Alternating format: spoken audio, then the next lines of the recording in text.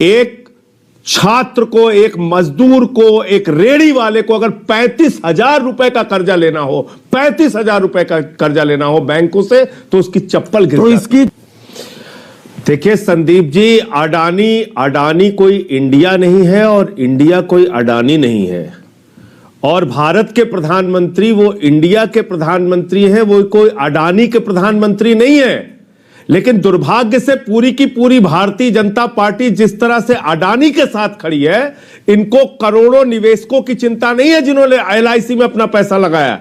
इनको करोड़ों निवेशकों की, करोड़ों उन लोगों की चिंता नहीं है, उन कर्मचारियों की, उन मजदूरों की, उन किसानों की, उन गृहिणियों की जिन्होंने एसबीआई में अपना पैसा जमा किया है, जिनके दिमाग पर चिंता की लकीरें घूम रही हैं, जिनके सर के ऊपर अंधेरे के बादल मंडरा रहे हैं, उनकी चिंता नहीं, इनको सिर्फ अडानी की चिंता है। और यह चिंता क्यों है? क्योंकि उसके नाम पर बिजली कर दिया, उसी के नाम पे कोयला कर दिया, उसी के नाम पे आयरन ओर कर दिया, स्टील की कंपनी कर दी, सीमेंट की फैक्ट्री कर दी, पोर्ट कर दिया, एयरपोर्ट कर दिया। जो व्यक्ति 2014 में 37,000 करोड़ की संपत्ति का मालिक था, 2018 में 59,000 करोड़ की संपत्ति का मालिक हुआ, 2020 में 2.5 लाख करोड़ की संपत्ति का मालिक हुआ, और जब कोरोना काल में पूरी दुनिया में महामारी थी, उस दौरान 2022 के दौरान उसकी संपत्ति बढ़ के 11 लाख करोड़ हो जाती है। कौन सा बिजनेस, कौन सा व्यापार था भाई? और जो व्यक्ति दुनिया का दूसरे नंबर का अमीर बन जाता है, वो हिंदुस्तान के 15 सबसे बड़े टैक्स पेयर्स की सूची में नहीं है। अब इसका मामला क्या है संदीप जी? ये पूरा मामला ये है, आपके दर्शकों को भी सरल भाषा में ये समझना चाहिए कि मॉरिशस जैसे टैक्स हेवन कंट्रीज, कैरेबियाई टैक्स हेवन कंट्रीज में अडानी और उनके भाइयों ने फर्जी कंपनियां खोली और 38 फर्जी कंपनियां खोल के भारत में अपनी ही कंपनी के शेयर खरीद के उसको ओवर वैल्यू किया, उसके दाम बढ़ाए और अपने कंपनी के शेयर के दाम बढ़ाकर बड़े बड़े बैंकों से उन्होंने कर्जा ले लिया। एलआईसी का 74,000 करोड़ रुपए लगवा दिया गया, 35,000 करोड़ रुपए बैंक से, एसबीआई से कर्जा दे दिया गया।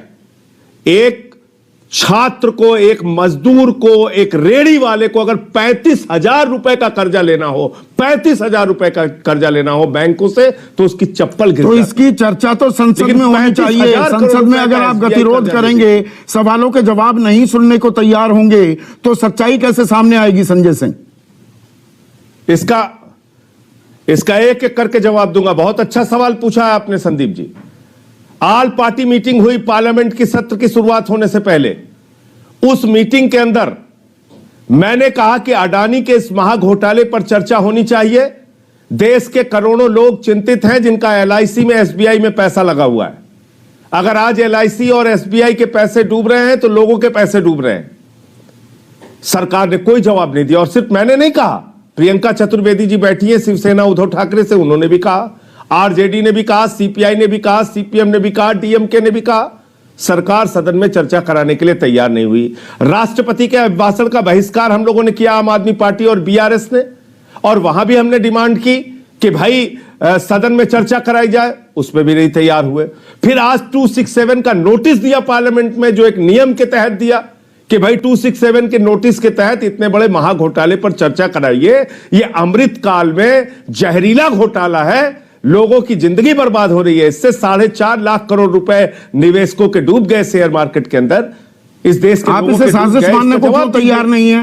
ये हिंडनबर्ग कौन सा ऐसा भारत का हितैषी है? वो शॉर्ट सेलर है, उसका काम ही है रिपोर्ट जारी करना, शॉर्ट कर देना, शेयर को नीचे गिर जाए तो उसको खरीद लेना, मालामाल हो जाना। भाई संदीप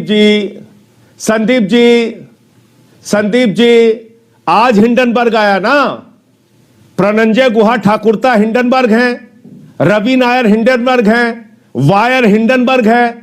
क्या इन सारी रिपोर्ट्स को आप भूल गए जो अडानी के भ्रष्टाचार से संबंधित आ चुकी हैं? पहले भी आप भूल गए 1999 और 2000 का साल, जो केतन पारिक का भ्रष्टाचार हुआ था, जिसमें शेयर मार्केट में 495 रुपए के शेयर्स को 6 हफ्ते के अंदर 1300 रुपए में फ्रॉड करके पहुंचाया गया था और अडानी की कंपनी को उस वक्त बैन किया गया था। आप भूल गए इस बात को? आप भूल गए इस बात को कि चैंग चुंग लिंग, जो अगस्ता वेस्टलैंड में आरोपी है, जो भ्रष्टाचार के घेरे में है, उसी व्यक्ति के साथ अडानी के भाइयों का व्यापार चलता है, अडानी का व्यापार चलता है, गोडामी इंटरनेशनल। कौन जवाब देगा इसका? कौन देगा? मैं यही तो जानना चाह रहा हूं। संसद में अगर चर्चा नहीं होगी तो कौन देगा जवाब कि एलआईसी के दफ्तरों का घेराव कर लेंगे? जवाब देगी। बस यही हंगामा चलता रहेगा। सच्चाई आएगी क्या सामने? जवाब देगी, सीबीआई जवाब देगी। ईडी कहां छिपी है? इनकम टैक्स डिपार्टमेंट कहां छुपा है? आरबीआई अब तक कहां सो रहा था? कहां छुपी है भारत की सरकार? और इतना बड़ा भ्रष्टाचार करके एक व्यक्ति कह रहा भारत के ऊपर हमला हो गया। अरे भाई, हिंडनबर्ग ने तो अमेरिका के कंपनी का भी खुलासा किया तो अमेरिका पे भी हमला कर दिया उसने। चीन की कंपनी का भी खुलासा किया तो चीन पे भी हमला कर दिया। जापान की कंपनी का खुलासा किया तो जापान पे भी हमला कर दिया। और अगर भारत पे हमला हो गया तब तो भारत के प्रधानमंत्री को जरूर बोलना चाहिए, भारत के रक्षा मंत्री को भी बोलना चाहिए, गृह मंत्री को और राष्ट्रीय सुरक्षा सलाहकार को भी बोलना चाहिए।